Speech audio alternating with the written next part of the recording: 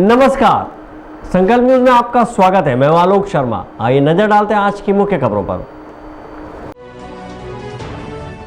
Headlines के प्रायोजक है Shri Sai Mahima enterprises, tiles world, Dongargaon road, Faraz Chowk, Rajnandgaon और शिवांश टाइल्स एवं ग्रेनाइट, फटाका दुकान के बाजू, बाबू टोला, डोंगरगढ़ रोड, राजनांदगांव। अपनी विभिन्न मांगों को लेकर मध्याह्न भोजन रसोइया और आंगनबाड़ी कार्यकर्ताओं ने किया धरना प्रदर्शन।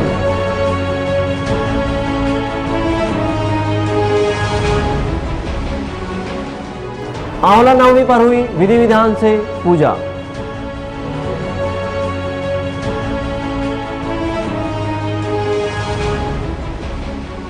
और ठंडे बस्ते में पड़ा पतंजलि का उद्योग। अब खबरें विस्तार से।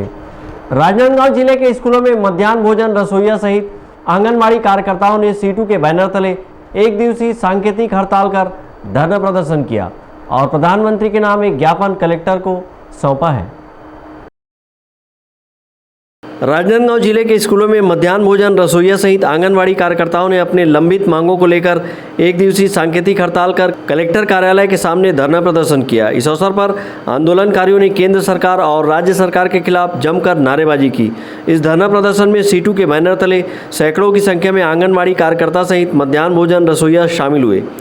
आंदोलनकारी वेतन वृद्धि, संविलियन सहित विभिन्न मांगों को लेकर हड़ताल किए हुए हैं।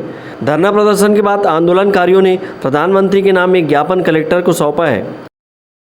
पूरे देश में 746 जिलों में जो है ये आंदोलन चल रहा है सीटू के द्वारा। इसके पहले हम लोग अलग अलग लड़ते थे, लेकिन अभी सीटू में जितनी भी यूनियनें हैं, आंगनबाड़ी यूनियन है, मध्याह्न भोजन है, तो हम मिलकर लड़ रहे हैं। और हम लोग अपनी मांग सरकार से कह रहे हैं कि श्रम सम्मेलन, अखिल भारतीय श्रम सम्मेलन जो दिल्ली में हुआ, वो पिछले 4 साल से हर साल ये पास करता है कि आंगनबाड़ी के लोगों को और मध्याह्न भोजन के लोगों को और मितानिन लोगों को, इन सब को परमानेंट करना है मजदूर मानकर। तो परमानेंट करेंगे तो इनको जो है आंगनबाड़ी को 21,000 रुपये कार्यकर्ता को देना पड़ेगा और इसकी जो हेल्पर है उसको 18,000, रसोइया मजदूरों को 18,000 रुपये देना पड़ेगा जो मध्याह्न भोजन में काम करती है। इसी तरह जो ग्रामीण स्वास्थ्य योजना में मितानिन लोग काम करती हैं आशा वर्कर के नाम से, वो उन लोगों को भी 18,000 रुपया देना पड़ेगा। सरकार कहती है, भारत सरकार, कि हमारे पास पैसा नहीं है। 16,43,000 करोड़ रुपया बड़े बड़े देश के अरबपति खरबपति उद्योगपतियों को इन्होंने टैक्स में छूट दिया पिछले 7 साल में 16.5 लाख करोड़ रुपया। तो इन लोगों को जो कुपोषण दूर करने का काम करती हैं, जो करोड़ों बच्चों की सेवा करती है, महिलाओं की सेवा करती है, इनके लिए भारत सरकार के पास पैसा क्यों नहीं है? हम लोग इतने दिन तक से हड़ताल करते आ रहे हैं और भूपेश सरकार जी ने अपने वादे में जो कहा था अभी तक एक भी अपना वादा पूरा नहीं किया है। और हम लोग चाहते हैं कि आंगनबाड़ी कार्यकर्ता को 21,000 मानदेय मिले, सहायिकाओं को 18,000 मानदेय मिले और साथ ही मजदूर संघ में जो रसोइया बहनें जुड़ी हैं उन लोगों को भी 18,000 मानदेय मिलना चाहिए। इसी मांगों को लेकर हम लोग बार बार इस जगह पे धरना पे बैठे हुए हैं। और भूपेश सरकार ने चुनाव के पहले भी वादा किया था कि हम लोग कलेक्टर दर के हिसाब से सभी को मानदेय देंगे, मगर अभी तक उन वादों का कोई पूरा हुआ ही नहीं है। और साथ ही हम लोग को भी जो साड़ी दी गई है, साड़ी जो दी गई है उसमें ना तो उसका घर वाली जो बर्तन पोछा करने वाली भी बहनें हैं वो अभी उस साड़ी में पोछा नहीं लगा सकते। चाहो तो मैं उस साड़ी को मैं यहाँ प्रदर्शनी के रूप में दिखा सकती हूँ। मध्याह्न भोजन के रसोइया और भरे दीपावली में हमारा पैसा भी नहीं मिले, बोनस भी नहीं मिले। बोनस के रूप में हमारा अगर 33 से हो 27 महीने के पैसा भी नहीं दे, 300 रुपये पैसा ला। हम कैसे करके अपन बाल बच्चों के भी पूजा पाठ करें न, तो हम जानेंगे कर्जा कर करके हम करें तो भूपेश बघेल करके पैसा नहीं होगा अपन जेब में। 27 महीना लोग पैसा धर के 300 पकड़ के बैठे हो मन। तो हम मन का रसोईया मन इतना गए गुजरे हरन का हम मन के पैसा नहीं भेज सकते। सरकार है तो ओकरे पर हम मांग करते हैं सरकार ला कि हमरा मन के मांग पूरा करे हुआ और अभी नहीं करते पूरा तो हम हड़ताल करेंगे ओकर मन के ला। हम मन के अनिश्चित काल के हड़ताल भी रख मन की सोचना 18,000 हमारा मांग देना ही हमारा और नियुक्तिकरण भी करे हम मन के रसोईया मन ला। सर मैडम मन का बोलते थे, आज तुम हड़ताल में जाते कल चल के हम तुम छोड़ दे बन के थे का हक से हम छोड़ का हमारे पेट के साथ हम लड़ नहीं सकन कहते में हमारा मन के पेट तो चाहिए ना। गरीब आदमी हम बनन कोई के आदमी मन के विकलांग हो गए मन कैसे पर चला था ये पर घर द्वारा। आंदोलनकारियों ने अपने मांग पत्र में आंगनबाड़ी कार्यकर्ताओं, मध्याह्न भोजन रसोइयों को स्थायीकरण, पेंशन, भविष्य निधि का लाभ दिलाने सहित विभिन्न मांग किए हुए हैं। साथ ही पेट्रोल, डीजल, गैस, खाद्यान्न तेल, मसालों के दामों में हो रहे लगातार वृद्धि के रोकथाम के लिए प्रधानमंत्री से अपील की है। इस अवसर पर बड़ी संख्या में आंगनबाड़ी कार्यकर्ता, मध्याह्न भोजन रसोइया उपस्थित थे। अमित चटर्जी और विकल्प श्रीवास्तव के साथ परमानंद रजक, संकल्प न्यूज़। राजनांदगांव जिले के बीजेतला में पतंजलि के द्वारा फूड पार्क खोले जाने की योजना खटाई में पड़ चुकी है। राज्य शासन से एमओयू के बाद भी पतंजलि ने यहां फूड पार्क खोलने में रुचि नहीं दिखाई। वहीं उद्योग विभाग ने इस क्षेत्र में लगभग 300 एकड़ जमीन अधिग्रहण कर लिया है। राजनांदगांव जिले के ग्राम बीजेतला क्षेत्र में पतंजलि के द्वारा फूड पार्क खोले जाने की योजना थी। लगभग 1660 करोड़ रुपए के इस प्रोजेक्ट को लेकर पतंजलि ने राज्य शासन के साथ एमओयू किया था। वहीं ग्राम बीजेतला पहुंचकर पतंजलि के आचार्य बालकृष्ण ने स्थल निरीक्षण भी कर लिया था, लेकिन लगभग 4 वर्ष बीत जाने के बाद भी पतंजलि के द्वारा यहां फूड पार्क खोलने रुचि नहीं दिखाई गई। वहीं दूसरी ओर उद्योग विभाग लगभग 150 एकड़ सरकारी जमीन के साथ लगभग 150 एकड़ किसानों की जमीन का आपसी सहमति से अधिग्रहण कर उद्योग के लिए 300 एकड़ जमीन सुनिश्चित किया है। इस क्षेत्र में उद्योग की स्थापना के लिए अभी भी किसानों से जमीन क्रय किया जा रहा है। पतंजलि के द्वारा उद्योग स्थापित नहीं करने के मामले को लेकर जिला व्यापार एवं उद्योग केंद्र के महाप्रबंधक राजीव शुक्ला का कहना है कि बीजेतला क्षेत्र में उद्योग का निर्माण होगा।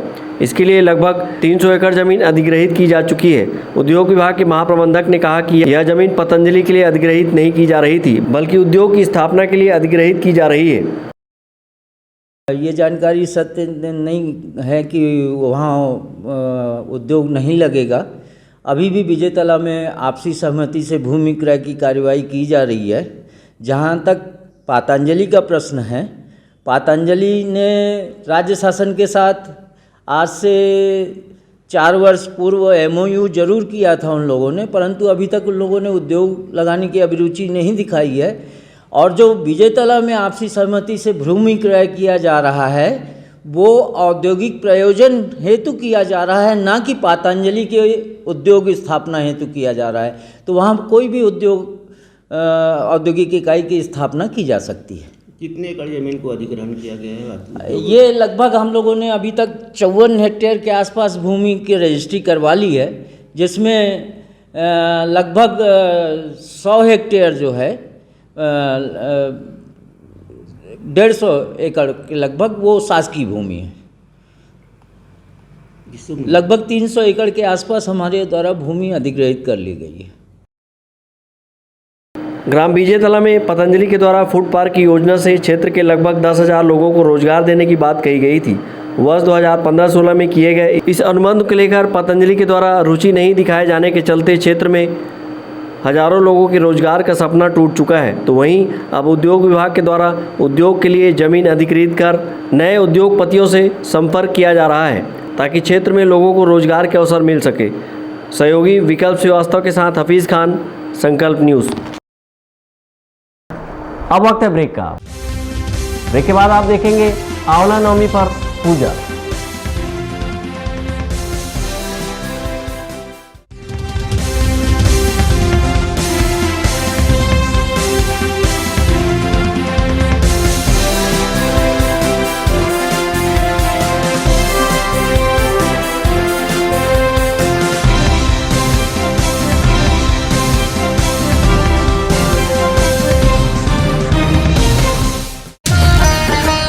शिव शक्ति इंटरप्राइजेस के मनमोहक पटाखों के साथ दीपावली की खुशियां मनाइए।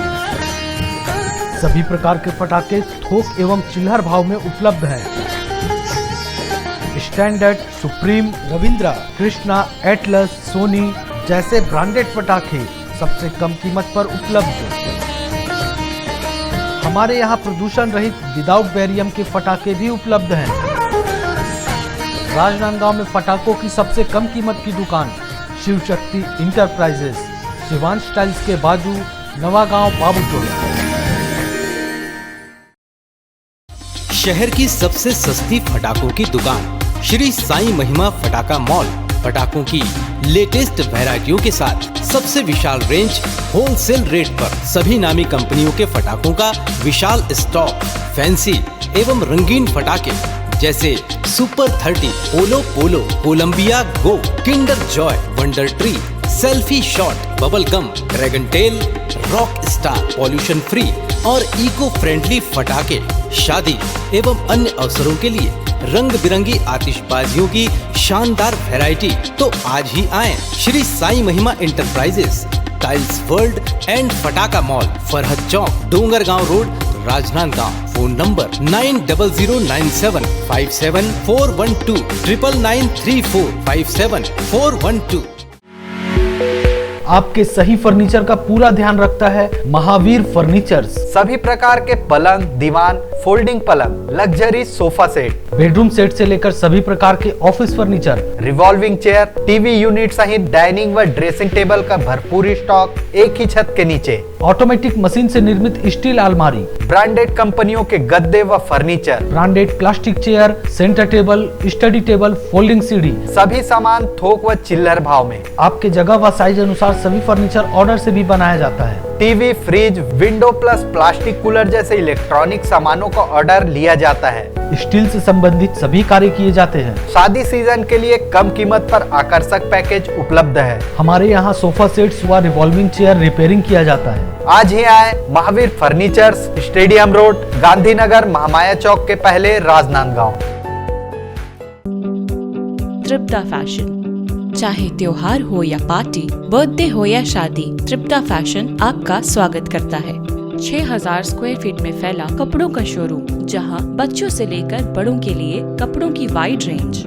बच्चों के लिए किड्स वेयर, महिलाओं और गर्ल्स के लिए साड़ी, जीन्स, टॉप, लांचा, सलवार सूट, इनर वेयर, शादी और फंक्शंस के लिए गाउन्स और लहंगे और सभी तरह के कपड़े। वहीं पुरुषों के लिए shirt, pants, jeans, T shirts, blazer, suit, coat pant और शेरवानी के साथ साथ सभी ब्रांडेड और डिजाइनर कपड़ों की वाइड रेंज सभी तरह की प्राइस रेंज में मिलते हैं। सिर्फ इतना ही नहीं, आपके घर को सुंदर रखने के लिए होम फर्निशिंग, वो भी आपके बजट अनुसार। क्वालिटी में नंबर 1, दाम में सबसे कम। तृप्ता फैशन। तृप्ता फैशन, जय स्तंभ चौक, राजनांदगांव।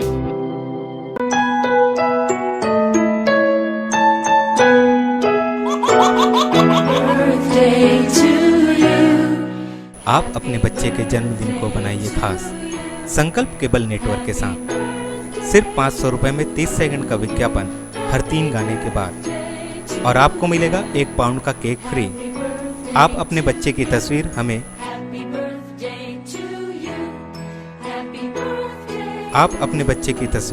हमें व्हाट्सएप के इन नंबरों पर भेज सकते हैं।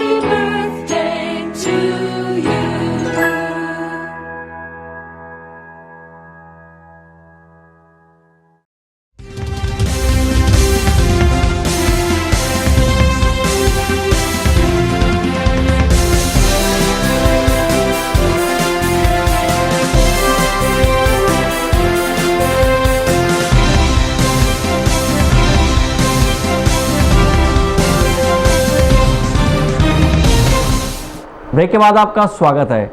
राजनांदगांव जिले सहित अंचल की महिलाओं ने आंवला नवमी का पर्व परंपरागत तरीके से श्रद्धा भक्ति के साथ मनाया है। इस मौके पर महिलाओं ने आंवला वृक्ष में रक्षा सूत्र बांधा और झूला झूलकर आनंद उठाया। भारतीय सनातन धर्म में संतान की प्राप्ति और सुख समृद्धि के लिए आंवला नवमी की पूजा को महत्वपूर्ण माना गया है। इसके चलते कार्तिक मास के शुक्ल पक्ष की नवमी को महिलाएं आंवला वृक्ष की पूजा अर्चना कर अपनी मनोकामना की पूर्ति करती हैं। इसी तारतम्य में आज महिलाओं ने विधि विधान से आंवला वृक्ष की पूजा अर्चना की और पेड़ में रक्षा सूत्र बांधकर सुख समृद्धि की कामना की। इस अवसर पर महिलाओं ने आंवला वृक्ष की छाया में बैठकर भोजन ग्रहण किया। आंवला नवमी के मौके पर महिलाएं राजनांदगांव शहर के म्युनिसिपल कॉरपोरेशन स्थित बगीचे पर पहुंची और आंवला वृक्ष की विधि विधान से पूजा अर्चना की। वहीं अंचल की महिलाएं जंगल में स्थित आंवला वृक्ष की पूजा अर्चना की। वहीं कुछ महिलाओं ने गमले में आंवला पौधे की विधि विधान से पूजा अर्चना की और सुख समृद्धि की कामना की। आंवला नवमी को अक्षय नवमी भी कहा जाता है। आंवला नवमी के मौके पर 16 श्रृंगार से सजी धजी महिलाओं ने आंवला वृक्ष की विधि विधान से पूजा अर्चना की और सुख समृद्धि की कामना की। जी हाँ, शुरू से ये परंपरा चली आ रही है। आंवला नवमी के दिन घर से बना हुआ गृहिणी शुद्ध सात्विक भोजन लेकर आती हैं और आंवला पेड़ के वृक्ष के नीचे बैठकर खाने से उसका पुण्य अमृत के समान प्राप्त होता है और ये परंपरा शुरू से चली आ रही है। आज के दिन जो पूजा होता है और यहाँ जो गृहस्थ अपना जो दैनिक जीवन से निवृत्त होकर जो भोजन करते हैं उसका पुण्य प्रताप बहुत ज़्यादा रहता है। घर में सुख शांति समृद्धि धन धान्य माता अन्नपूर्णा की कृपा बनी रहती है।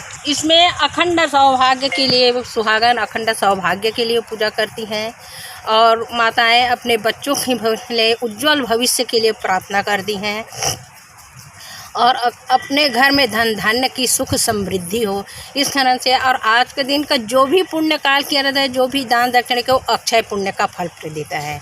इसलिए आज के दिन हर औरतें बच्चे बूढ़े सब आज के दिन आंवला नवमी को महालक्ष्मी व्रत करते हैं, महालक्ष्मी मानती हैं और उनकी पूजा करती हैं और आशीर्वाद लेती हैं। इस अवसर पर महिलाओं ने आंवला वृक्ष के नीचे बैठकर भोजन ग्रहण किया और झूला झूलकर झूले का आनंद उठाया।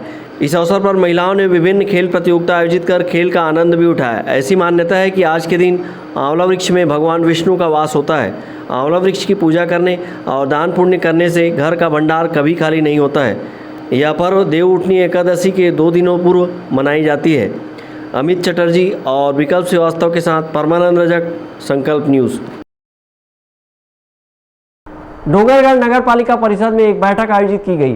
परिषद में नगर विकास कार्यों को लेकर आयोजित बैठक का पत्रकारों को कवरेज के लिए मना कर दिया, जिससे डोंगरगढ़ के पत्रकारों में रोष व्याप्त है।